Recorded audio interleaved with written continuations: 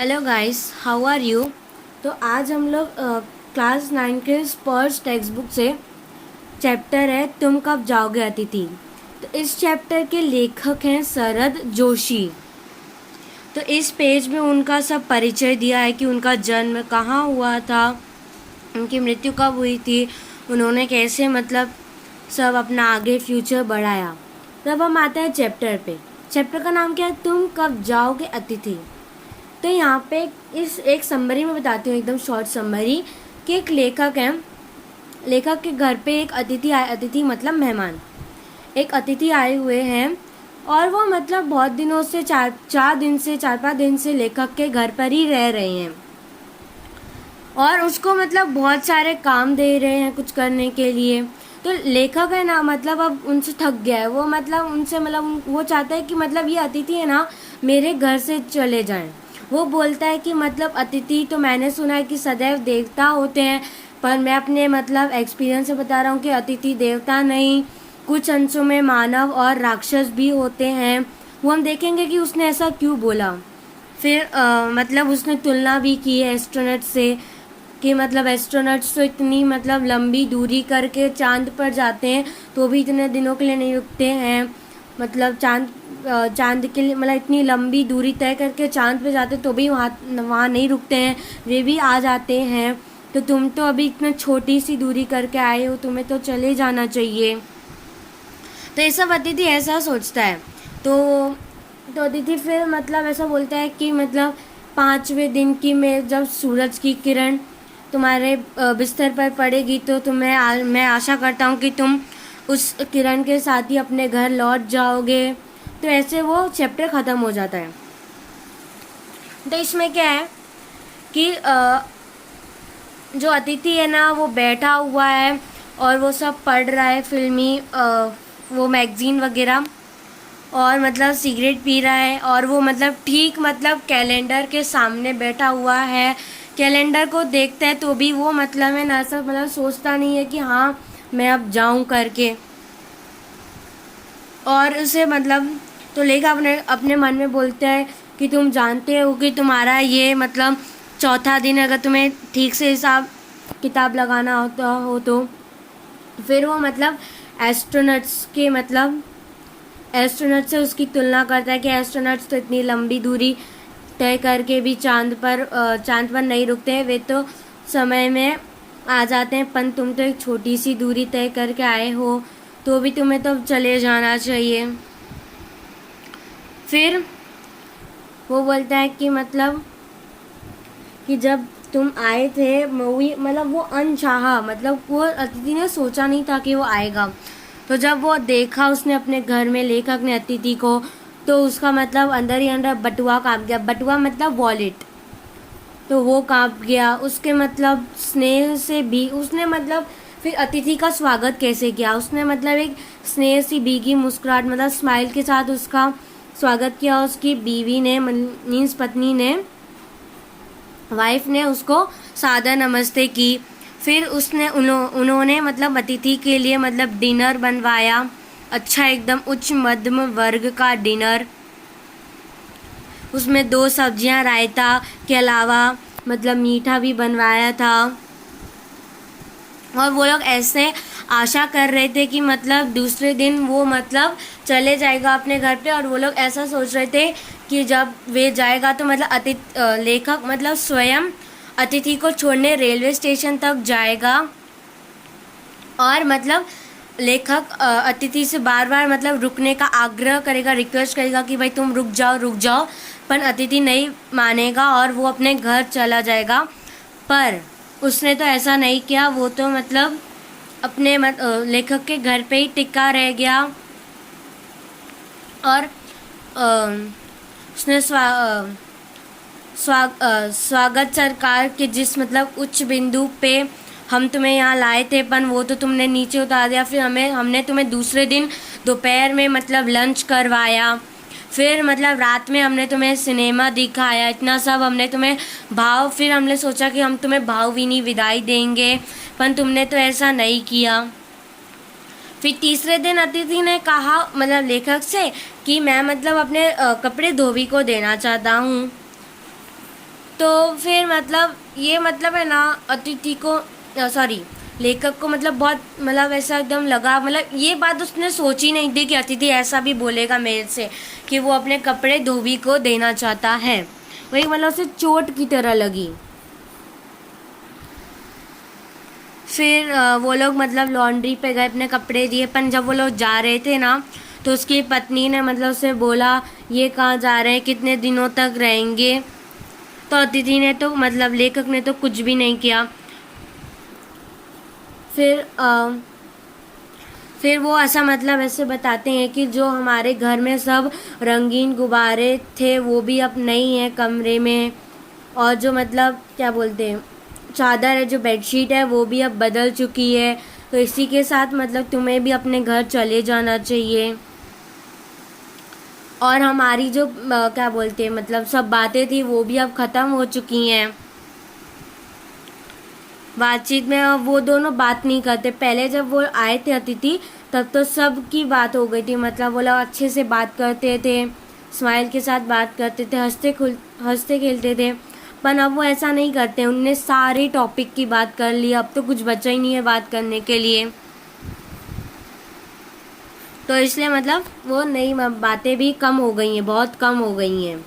अब जो है बस वो मतलब एक दूसरे के लिए गाली निकल रही है, मतलब कुछ बात नहीं है, बस एक दूसरे के लिए गाली निकल रही हैं। फिर मतलब पत्नी ने उसकी लेखक से पूछा कि भाई कब तक रुकेंगे, तो लेखक ने तो भाई मना कर दिया, मैं नहीं जानता करके ऐसा मतलब।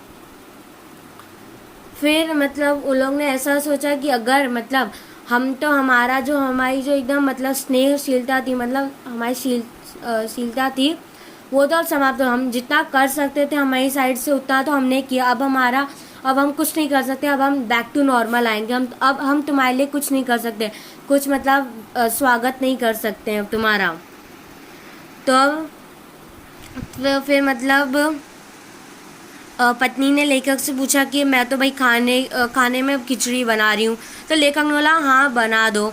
तो उन लोग ने ऐसा मतलब सोचा था कि अगर वो नहीं गया अब भी, तो मतलब देखो यहाँ पे पहले जब वो आया था अतिथि तब उसे मतलब लंच डिनर वो सब करवाया गया।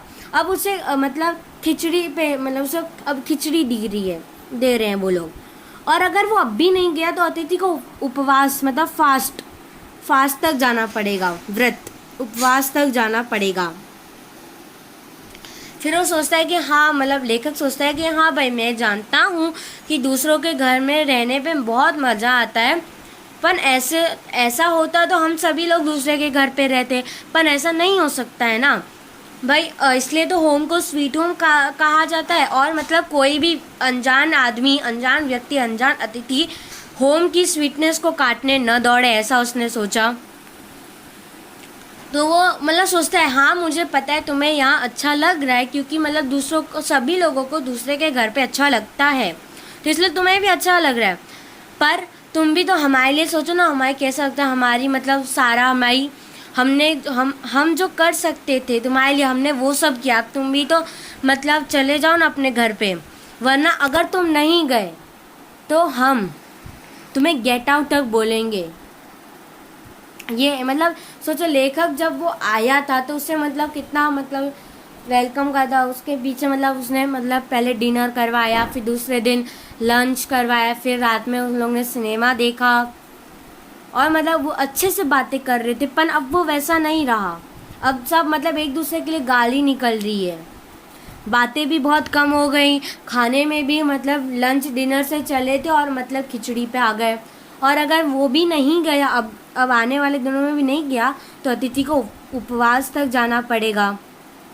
तो ये सब, और मतलब लेखक उसे गेट आउट तक कहने के लिए मतलब रेडी है कि तुम नहीं गए तो हम तुम्हें गेट आउट कह देंगे।